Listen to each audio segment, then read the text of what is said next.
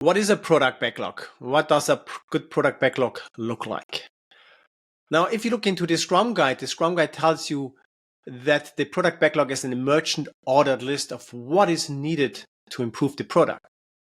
It is the single source of work undertaken by the Scrum team. So essentially, you have only one product backlog, and that is really important. Often I see is that we have a feature backlog, a bug backlog, an infrastructure backlog, a architecture backlog, and so on. So there's only one backlog where all the work comes in, and this is how we really get the transparency, and when we can think about what is the right sequence order to work through, what are the dependencies, all of that. Otherwise, I like to think about like this big buffet where you have everything on there and you just kind of don't know where to start.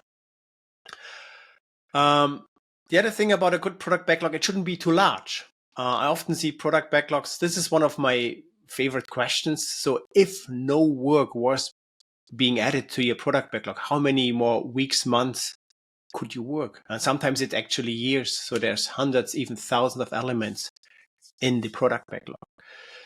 So I often think that's not a backlog anymore. That's a dumping ground. That's where product backlog items go to die, essentially. And they're really hard to maintain. If you think about it, just if say you have 500 elements in your product backlog and you spend 5 minutes looking at them once or twice a year to go through that, that's hours, days of work.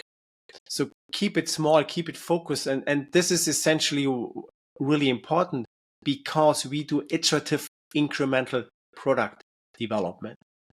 So every sprint, essentially, we should have a clear sprint goal, which aims towards our product goal, which goes out towards our product vision, what we are having. And once you have that in place, suddenly the product backlog doesn't tend to be that large anymore. For me, a good number, which is always floating around in my head, 50. No?